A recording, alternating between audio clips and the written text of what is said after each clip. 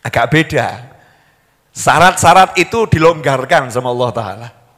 Ya, Rajab itu syarat-syarat tadi dilonggarkan sama Allah Subhanahu wa Ta'ala. Kenapa? Syahrul Ashab. Rajab ini bulan di mana Allah tuh mengguyurkan rahmatnya. Di makbres gitu ya. Kalau hujan tuh deres gitu ya. Seperti langit disuntak. Nah, itu kalau Rajab, rahmat itu disuntak sama Allah Subhanahu wa Ta'ala. Bismillahirrahmanirrahim. Jadi istighfar itu artinya doa minta ampun. Karena doa berlaku syarat dan ketentuan doa. Orang yang doa kalau makanannya haram ya doanya enggak diterima sama Allah Subhanahu wa Ta'ala. Jadi orang kalau istighfar tapi makanannya haram, permohonan minta ampunnya dia enggak diterima, tapi lidahnya bergerak berbuat baik, mengucapkan kalimat zikir, kalimat doa tetap dapat pahala. Tapi qalilul jadwa, manfaatnya sedikit. Kenapa manfaatnya sedikit? Manfaatnya sedikit itu diukur bukan artinya manfaatnya kecil. Jangan salah ya. Seringkali kita mengatakan manfaatnya sedikit seakan-akan nggak manfaat. Ini pemahaman yang salah. Manfaatnya sedikit dibandingkan kalau dia itu diterima gitu loh. Kalau diterima manfaatnya besarnya luar biasa. Tapi karena nggak diterima, manfaatnya itu kalau dibandingkan dengan diterima jadi sedikit. Hanya dalam tanda kutip ya, mendapatkan pahala karena lidahnya berbuat kebaikan. Sementara lidah berbuat kebaikan itu enggak hanya. Ya, itu enggak hanya, itu luar biasa. Tapi dibandingkan kalau nanti diterima, itu yang sudah didapat sebelumnya itu kecilnya luar biasa. Karena itu dikatakan manfaatnya sedikit. Sehingga kalau ada orang yang istighfarnya banyak tapi makanannya haram, yang dia dapat kalimat thayyibah, lidahnya berucap yang baik. Tetapi dia tidak mendapatkan ampunan dari doanya itu karena doanya tidak dikabulkan sebab batal demi hukum. Ya, batal demi hukum, syaratnya tidak terpenuhi. Makanya kita disuruh minta doa dari orang lain. Tolong mintakan ampun untuk saya ya. Tolong mintakan ampun untuk saya. Biar apa? Siapa tahu dari satu lidah yang berucap memintakan ampun untuk kita, ternyata lidah yang barokah, lidah yang bertuah, dan kita diampuni lantaran istighfarnya orang lain. Nah, inilah manfaatnya minta doa dari orang lain. Nah, khusus Rajab agak beda. Syarat-syarat itu dilonggarkan sama Allah Ta'ala. Ya, Rajab itu syarat-syarat tadi dilonggarkan sama Allah Subhanahu wa Ta'ala. Kenapa? Syahrul Ashab. Rajab ini bulan di mana Allah tuh mengguyurkan rahmatnya. Di makbres gitu ya. Kalau hujan tuh deres gitu ya.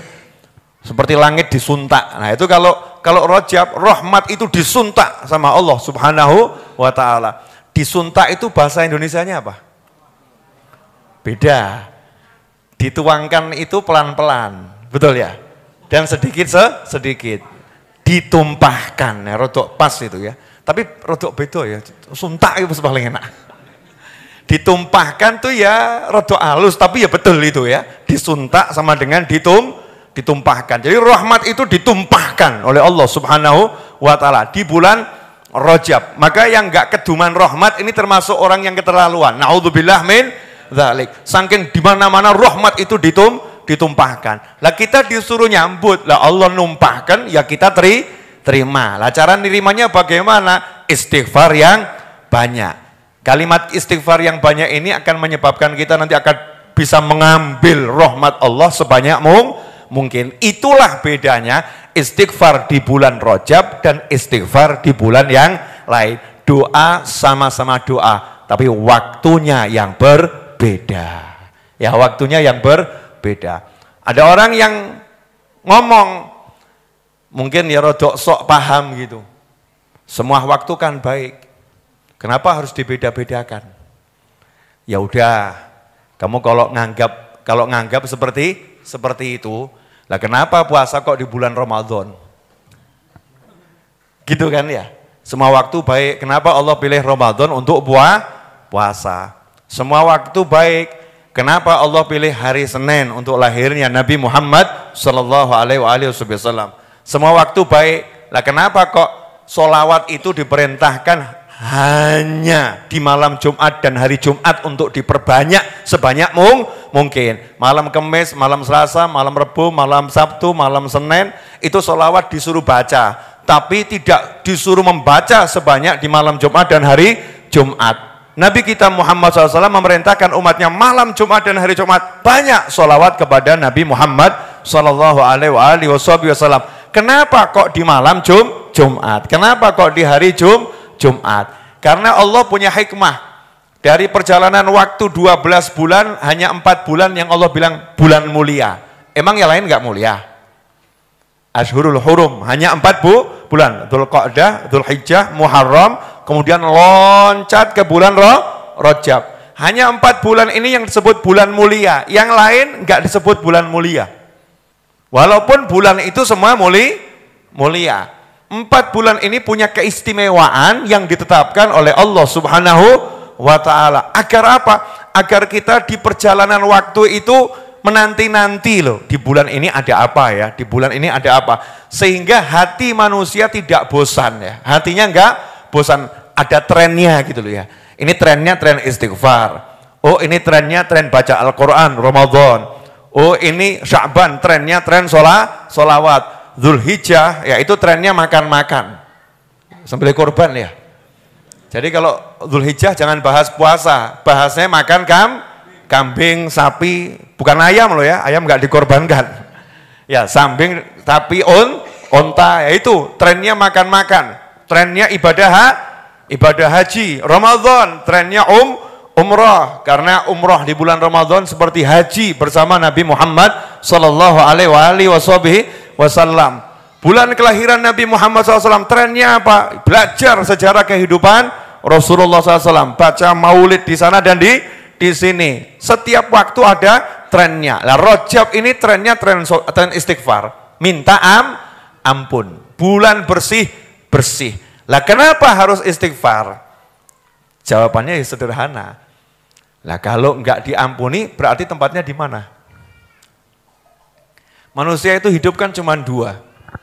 Diampuni atau tidak diampuni. Betul? Manusia yang diampuni tempatnya di mana? Surga. Lah kalau enggak diampuni tempatnya di mana? Neraka. Berarti kalau ada orang nanya, kenapa harus istighfar? Karena kita butuh masuk surga. Dan kita enggak mau masuk neraka. Kita butuh dicinta oleh Allah, bukan dimurka oleh Allah. Dan itu yang bisa ngasih hanya Allah. Allah ngasih apa? Ngasih ampunan, selesai. Diampuni, selesai. Surga, bahagia, diridhoi Allah Ta'ala. Asal dapat ampunan. Dan untuk ampunan, Allah itu ngobrol, jalu otakei, selesai. Kamu minta, saya kasih. Sehingga kalau nggak ada ilmu ampunan ini, nggak ada ilmu istighfar, stres tuh manusia. Dosa saya banyak, berarti neraka. Gimana hidup kalau ujungnya neraka? Tidak ada ilmu minta ampun. Stres atau enggak stres? Stres. Begitu dosanya banyak, tahu kalau enggak dapat ampunan tempatnya neraka. Maka ingat kalau diampuni dapat surga. Maka orang yang berdosa akan rajin minta ampun sama Allah Ta'ala. Sehingga dia pun walaupun banyak dosa, harapannya sama ampunan Allah luar biasa. Allah Maha Pengampun kok. Yang penting aku minta terus. Yang penting aku minta terus meminta. Sehingga ilmu tolabul maghfirah, ilmu istighfar itu menyeimbangkan psikologis manusia. Sehingga manusia enggak jadi orang yang putus asa. Hidupnya penuh semangat walaupun bejatnya luar biasa. Semangat untuk mengejar ampunan ya Allah Subhanahu wa ta'ala. Sehingga dia akan terus berbuat baik. Dia akan terus bergerak ke arah kebaikan. Nah, setan nggak mau itu terjadi. Karena kalau itu terjadi, manusia yang punya dosa bergerak berbuat baik untuk cari ampunan, ya bersedekah untuk cari ampunan, senyum untuk cari ampunan. Karena istighfar itu bentuknya macam-macam. Selain ngucap astagfirullah, orang yang jalan ke masjid itu juga lagi istighfar. Kenapa? Karena satu langkah diampuni dosanya. Ya, satu langkah diampuni dosanya. Minta ampun dengan cara berbuat kebaikan. Sebagaimana yang disabdakan oleh Nabi Muhammad sallallahu alaihi wasallam. Fa'at bi'issayatal hasanata tamhuha. Kalau kamu tergelincir pada keburukan, kejahatan, dosa, fa'at bi, maka segera ikuti. Setelah itu as-sayyi'ah al-hasanah. Yang buruk ikuti dengan kebaikan. Selesai. Mata kok habis nonton drama Korea 2 jam, dosanya banyak enggak?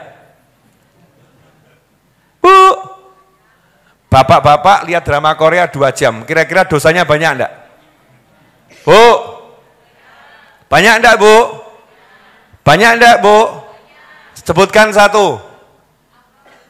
Apa? Aurat, matanya melihat aurat terbuka dan dinikmati. Cek ayu nih. Masya Allah, putih. Bahkan nyebutnya Masya Allah pula. Masya Allah, kan kurang ajar ini. Kurang ajar atau enggak kurang ajar nih? Kurang ajar ini. Kita ini kadang kurang ajar enggak sadar, betul kan ya? Wong haram kok di Masya Allah ya gitu kan ya. Bahkan ridho bil maksiyah. Enggak sadar, ridho lihat orang buka aurat. Ridho bil maksiyah.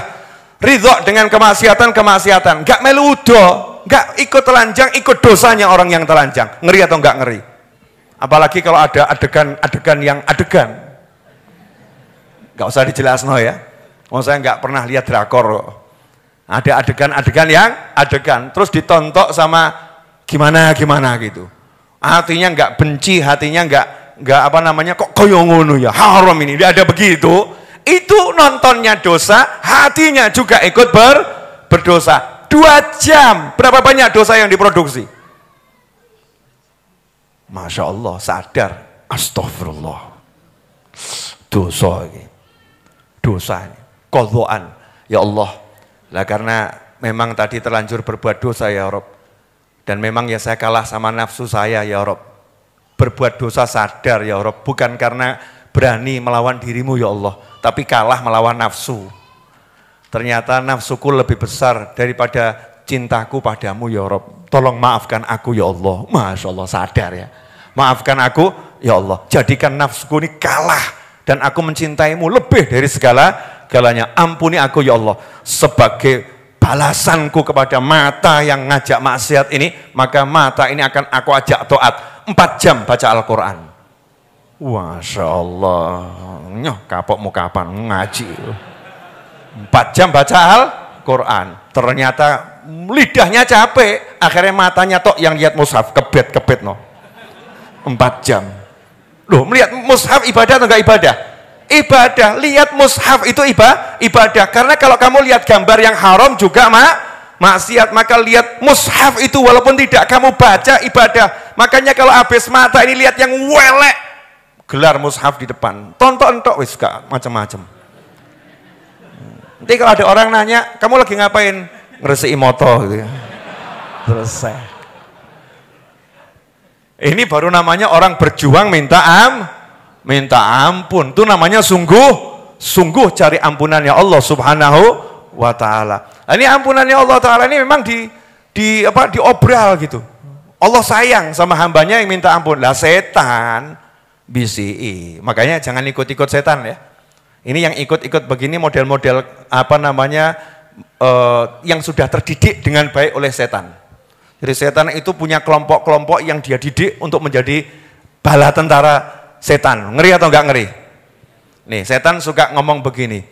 Percuma kamu datang pengajian cari ampunan. Alah nanti kamu juga ngamalin yang sama lagi. Paling kamu nanti maksiat lagi, udahlah, jatahmu memang neraka, terima saja yang ridho. Masya Allah, ini setan apa? Setan kelas kakap ini ya. Bisik begitu, biar orang putus asa.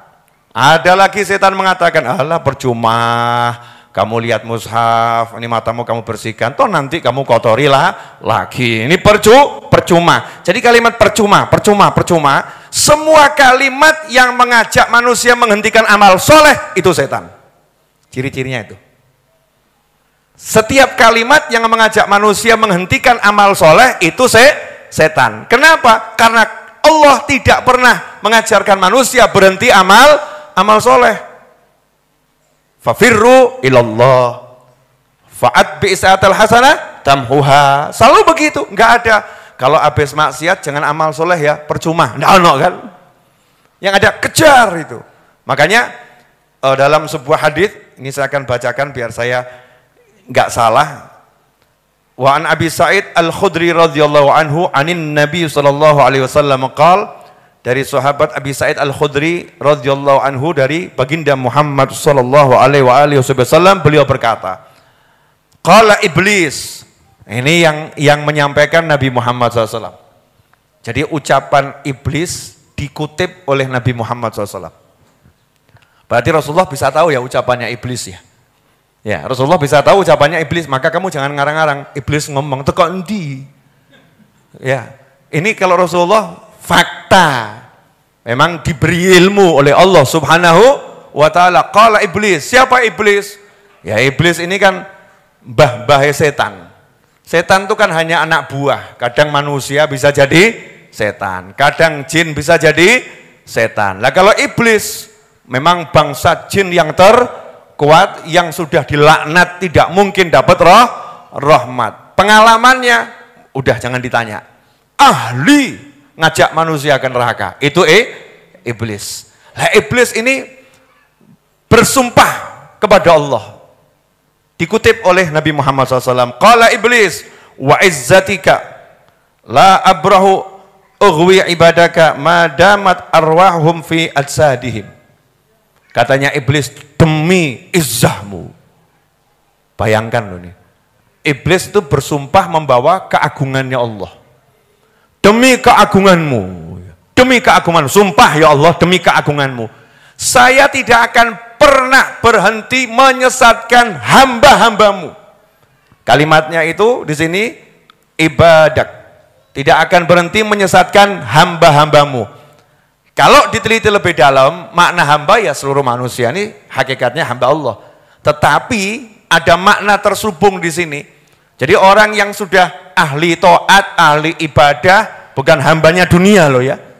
Jadi iblis ini bersumpah akan menyesatkan hamba-hambanya Allah. Kalau hamba-hambanya dunia nggak usah disesatkan, udah tersesat dengan sendirinya. Itu tersesat by sistem. Ya, hamba dunia ini udah tersesat by sistem. Cukup iblis buat sistem sebentar lewat satu manusia, sistemnya diikuti oleh manusia yang lain, maka tersesat by sistem. Itu hambanya dunia. Kalau hambanya Allah susah. Hambanya Allah, orangnya ahli sholat, orangnya ahli zikir, orangnya ahli baca Al-Quran, orangnya ahli puasa, orangnya birrul walidain, orangnya ahli sholawat, hambanya Allah. Sama dunia, cari, tapi nggak ada di hati. Keren atau nggak keren? Nah, untuk ini iblis turun tangan. Ini nggak kelasnya setan ini.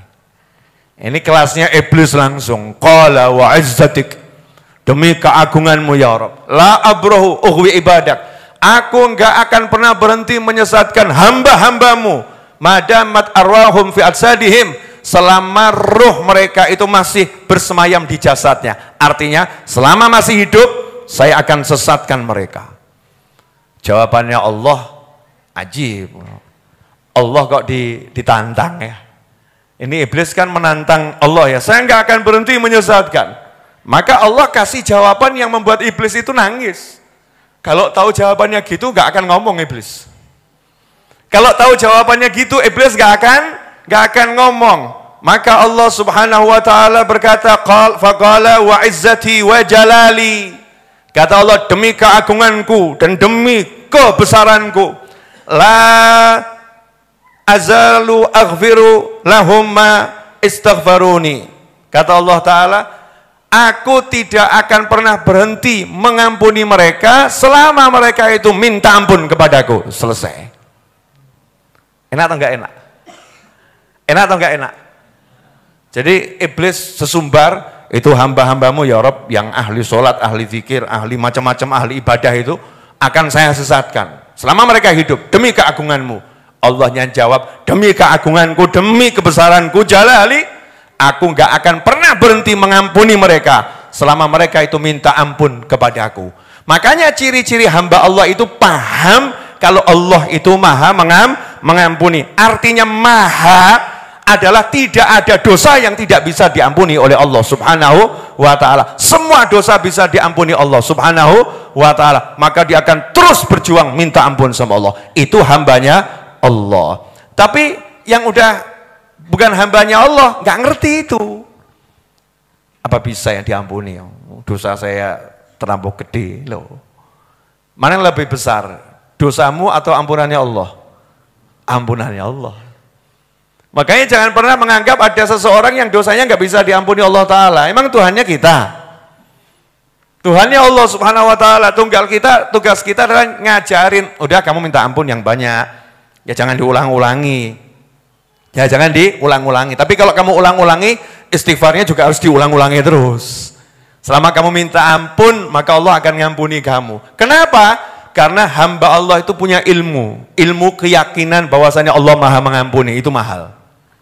Nah, setan bisikkan, percuma kamu minta ampun. Loh udah kamu ulangi ribuan kali. Ya itu setan itu. Itu setan. Sampai di sini paham? Berarti tugas kita ngapain? Tinggal minta ampun. Caranya dengan lisan mengucapkan astagfirullah, rabbighfirli, Allahumma gfirli dan lain sebagainya. Caranya memintakan ampun untuk mukminin wal mukminat. Dan Allah udah buat juga ampunan by system. Ini perlu dijelaskan nggak nih? Ampunan by system. Jadi Allah juga buat sistem. Sistemnya satu namanya sholat Jumat. Sholat Jumat itu kalau ada khotib ceramah buat satu masjid nangis. Satu masjid nangis. Tapi khotibnya khutbah kedua nggak mengucapkan ampun untuk mukminin wal mukminat. Habis itu sholat Jumat. Sholatnya sah nggak sholat Jumatnya? Harus diganti karena khotibnya batal khutbah Jumat karena rukunnya mintakan ampun mukminin wal mukminat tidak disebutkan. Jadi khotib itu nggak usah ceramah panjang-panjang. Yang penting ini jangan ditinggalkan kan begitu ya. Kadang ceramahnya panjang-panjang tapi yang rukunnya hilang. Padahal rukunnya terpenting apa? Allahumma gfir lil mu'minina wal mu'minat wal muslimina wal muslimat. Mintakan ampun itu. Nah bayangkan setiap Jumat, setiap khutbah Jumat diwakili khotib mintakan ampun, umat Islam kemudian amin. Berarti seluruh umat Islam yang wajib sholat Jumat memintakan ampun untuk mukminin wal mukminat. Berarti setiap Jumat dosanya umat Islam. Ojo mbok share iki. Jangan di-share nih, bahaya kalau di-share ya. Setiap Jumat dosanya habis. Makanya bar Jumatan ya sumringah. Dosa kunte. Kenapa? Lah diistighfarkan di Masjidil Haram gitu ya. Lo kok iso? Lah imamnya kan nyebut minal mu'minina wal mu'minat. Saya kan masuk. Ya Allah kan gak mungkin luput ya. Mesti kan kita terdata dengan baik. Ampunan share. Pokoknya mu'minin wal mu'minat selesai. Diampuni hari ini. Ya udah, tinggal jangan produksi dosa lagi. Tapi yang namanya juga setan. Lah kok diampuni by sistem? Sudah orangnya nggak pernah istighfar, ya nggak pernah istighfar. Lah kok diampuni by sistem? Setannya marah, berusaha goda lagi. Padahal yang dijanjikan sama Allah selama mereka mau minta ampun. Lah hambanya Allah diajari sama Allah, kalau minta ampun jangan untuk dirimu sendiri, mintakan ampun juga untuk yang lain. Makanya berapa banyak orang yang tidur pulas di malam hari nggak pernah tahajud, bahkan ada yang tidur dalam maksiat, bangun dosanya udah diampuni oleh Allah Ta'ala.